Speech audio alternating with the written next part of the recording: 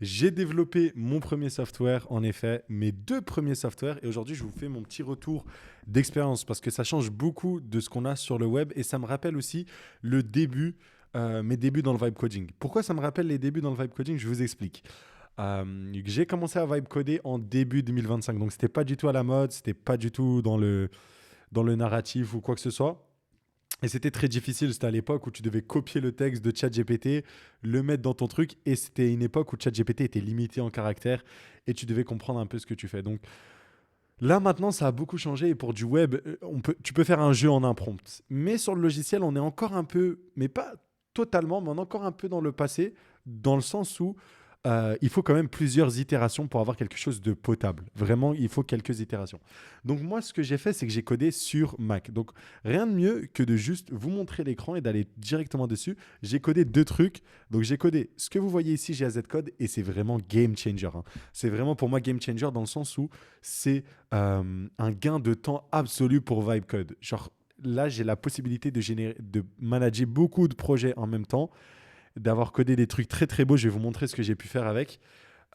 Et vraiment en termes de productivité, c'est genre, je peux build mon deuxième logiciel qui est GAZ Voice et je vais vous le montrer juste après, tout en gérant un autre site qui est GAZ Capital, tout en bossant sur un SaaS autour du trading, du backtesting qui est sur GAZ Composite, tout en bossant sur une app de productivité que j'ai envie de terminer pour mon téléphone pour traquer tout ce que je fais qui est le Bruce Wayne Project App. Donc vraiment, c'est dingue. Et donc ça, c'est la première application que j'ai fait. J'ai utilisé Tori. Voilà. J'ai essayé de demander un peu au niveau de l'architecture comment ça fonctionnait. C'est principalement du Rust, de ce que j'ai compris, et Tori. Donc, sur la pression technique, vous allez voir que ça me fait penser aussi à l'époque, dans ce sens-là, où il a du mal à savoir quoi choisir. Genre sur du web, souvent, j'ai l'impression qu'il est un peu plus expérimenté maintenant. Il va te dire utilise ci, utilise ça, ça c'est le meilleur et tout. Il va t'utiliser les trucs optimisés.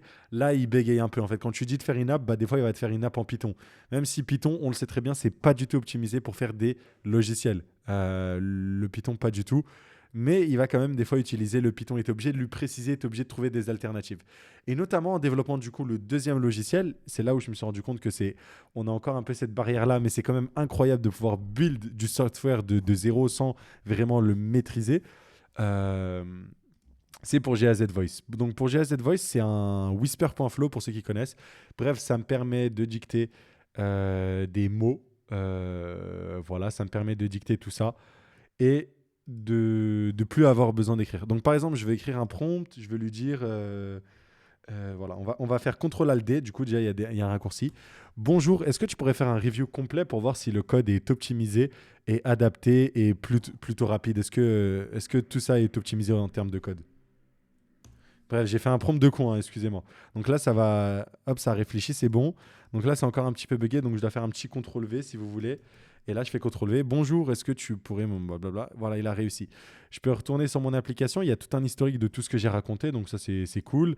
Il y a un système de dictionnaire. Là, vous voyez un peu le détail. On a utilisé ce modèle-là, Haiku. Mais tu as la possibilité de faire pas mal de choses. Et ça, c'est super intéressant. J'ai pu rentrer dans un nouveau truc où, ah, moi, j'ai un bon PC. Récemment, j'ai acheté un Mac Studio. Enfin, récemment, l'année dernière, en vrai, j'ai acheté un Mac Studio. Et je m'étais toujours dit, ouais, je vais tester quelques modèles open source, tu vois, pour éviter de donner tout ce que je raconte à ces modèles IA américains. Et donc, j'ai pu build une version qui est externe, donc qui utilise l'infra de Grok, que je connaissais pas et encore une fois que j'ai appris sur le tas. Donc, Grok, a priori, c'est très populaire et tu peux utiliser pas mal de choses chez eux. Donc, alors, donc, hop, vous le voyez, c'est très très populaire a priori, et du coup, ça me permet d'utiliser un modèle qui reconnaît ma voix et qui l'écrit. Sauf que c'est 228 fois plus rapide. Et là, pendant le développement, vous pouvez voir aussi, j'ai fait un petit truc où, dans l'historique, vous voyez, avec Grok 246 millisecondes. Si je reviens sur des anciens textes, Whisper local 17 secondes pour un long texte, 7 secondes, enfin 7000 millisecondes, donc ouais, vous avez 7 secondes. Donc c'est très très lent et là on est vraiment passé en dessous de la seconde, ce qui est assez dingue. Donc voilà, ça aussi pareil, j'ai ajouté. Donc, et le truc c'est qu'il m'a pas proposé ça dès le début, il a fallu tester, il a fallu un peu aller dans tous les sens. Il y a aussi le chat, hein, parce que je live tous les jours ma petite journée de vibe coding.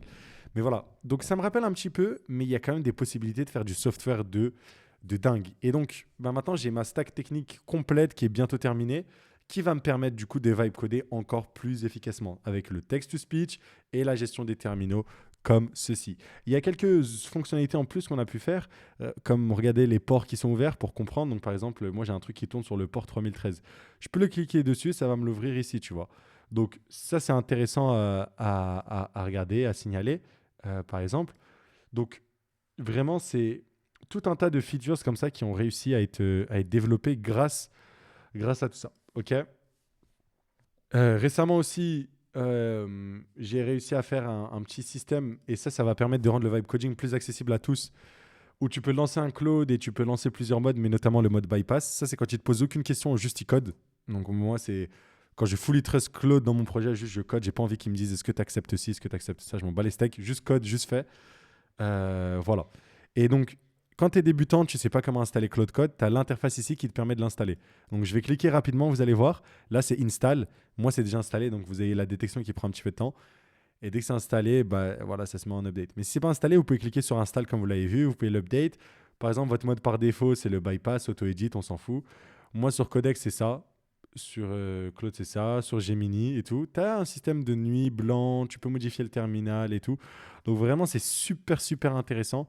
Et ça rend vraiment l'environnement de vibe coding juste dingue. L'expérience, elle est dingue. Gérer tous ces projets-là, changer les couleurs, déplacer et tout. D'ailleurs, on va tester un truc en direct. Ici, on peut cliquer droit, on peut exporter des trucs. Donc, par exemple, il y a une discussion que vous voulez enregistrer avec votre LLM pour avoir du contexte pour plus tard. Vous pouvez l'exporter et ça se télécharge directement dans vos téléchargements. Vous pouvez bouger les fenêtres. Bon, bah ça, par exemple, ça ne marche pas. Faudrait que je le vois. Faudrait que je le touche. Pourquoi c'est pas opérationnel. Mais ouais, donc assez dingue. Et donc, pour revenir aussi sur le côté des sites qu'on a pu envisager et faire, on a notamment le site de GAZ Creative, qui est du coup mon studio, entre guillemets, de développement, ma société, bref, vous appelez ça comme vous voulez. Voilà, c'est GAZ Creative qui est derrière GAZ Code et GAZ Voice, mais c'est notamment GAZ Creative qui est derrière Funding View, Liquid View et tout ça et tous les autres trucs. Donc, je vous ai parlé un peu de ce que je faisais dans la dernière vidéo, 16 de paddle et tout. Mais voilà. Donc, c'est sous l'identité GAZ Creative qu'on build de tout ça, et notamment ces softwares, les deux qui arriveront très prochainement. Bien évidemment, avec un système d'abonnement, mais qui sera accessible et qui rendra aussi votre vibe coding assez dingue. Donc, j'ai hâte que vous puissiez les tester, les avoir, vous, de votre côté. J'ai aussi créé une petite communauté. Donc sur Discord, je vais mettre à jour le serveur Discord, mais je pense que tous ceux qui sont intéressés par le vibe coding, vous pouvez directement le rejoindre. C'est gazcreative.ai, vous cliquez sur Join Community, ça vous envoie en légende et directement sur le Discord, hein. Donc voilà, voilà. Vous pouvez nous rejoindre là-bas, c'est cool. C'est cool, c'est cool. Mais voilà, par exemple, l'UX là que vous voyez, ultra abouti, donc avec les sociétés avec qui on a pu bosser avec le studio GAZ. Vous le voyez directement. Vous le voyez directement ici. Binance, Dell et tout. Voilà. Donc, très, très intéressant. Donc, ça, c'est un premier. J'ai refait mon site GAZ Capital aussi. Donc, celui de ma DA personnelle où j'explique ce que je fais et tout. Et ça, là aussi, ce sera là aussi où je vais mettre tout ce qui est en lien avec le trading. Donc, je vais lancer. J'avais une chaîne de trading en français. Du coup, là, j'ai tout enlevé. J'ai envie de relancer en anglais. Bon, ça, c'est un autre truc encore. En fait, j'ai trop de trucs qui me passent par la tête. J'ai envie d'essayer trop de trucs. Mais là, vous avez tout le try record complet de tous les trades en public que j'ai envoyé dans le Discord depuis novembre 2024. Donc là, ça va faire 2 ans en novembre, à la fin de l'année, ce qui est assez dingue. Vous avez la courbe d'évolution. Vous avez vraiment tout, hein. Donc là, c'est bon. Vite fait, les résultats des membres, on s'en fout. Mais voilà, vous avez vraiment tout ça. Voilà. Et donc, bon, bah, le but, ce sera tous ceux qui veulent ma stratégie, backtester, etc. Sur 25 ans, ça fait 9 ans qu'on trade en direct avec cette stratégie, moi et mon associé. Donc voilà. Et pourquoi pas du coaching one-on-one. Et ce sera aussi en lien avec les funding et ce genre de stratégie automatisée et tout qui tourne. J'ai envie d'avoir un petit truc conviction aussi. Mais voilà, tout ça, le style. Bon. Juste le style du site, vous voyez, c'est stylé. Genre juste le graphique, ce genre de choses et tout. C'est vraiment tout fait grâce à l'IA, mais j'ai AZ Code qui me permet de manager tout ça. Donc voilà, c'est la première fois que je fais du software et l'expérience est plutôt, plutôt bonne. Donc honnêtement, si jamais vous avez des grandes idées de software, sachez qu'il faudra réitérer plusieurs fois. C'est un peu comme au début du vibe coding, mais c'est ça qu'on aime et c'est comme ça que vous pouvez faire des trucs de dingue Euh, voilà. Et honnêtement, au niveau web, pour vous montrer à quel point c'est abouti, je vais vous montrer, et on s'arrêtera sur ça, je vais vous montrer un MVP qu'il a fait. Donc, j'essaie de faire un petit tool pour de telle sorte à ce qu'on puisse backtester des stratégies, si vous voulez. Et là, dites-vous, c'est juste un fichier HTML, ok? Et on peut revenir dans le temps sur BTC, on peut se mettre en 1 minute et on peut, je sais pas, on peut vendre. Genre, il y a un système où je peux vendre, allez, on va vendre une infinité de BTC, ou je sais pas si on peut vendre tout ça, on va vendre 111. On va cliquer sur Sell, on va Play, on peut mettre en x10. Voilà, et après, dès qu'on a mis en x10, on peut play et tout. Hop, bah, j'ai gagné le trade, je close et tout. Donc un full système de backtesting pour du coup les traders, et du coup ça sera en lien avec le GZ Capital, ce sera plutôt pas mal. Mais voilà, c'est pour montrer que sur du web, en une itération, j'ai réussi à faire tout ça. En une seule itération, alors que sur le software, un peu moins. Mais du coup voilà. Voilà le petit bilan de tout ça. N'oubliez pas, vous pouvez vous abonner, vous pouvez regarder les lives, elles sont tous en rediffusion. Allez checker GAZ Creative, et normalement semaine prochaine on essaie de sortir tout ça, on essaie de sortir GAZ Code et GAZ Voice pour que vous puissiez vibe coder comme l'éclair vous aussi, et voilà, à très très vite, et bye bye. Ça fait bizarre de voir ma main et ma caméra.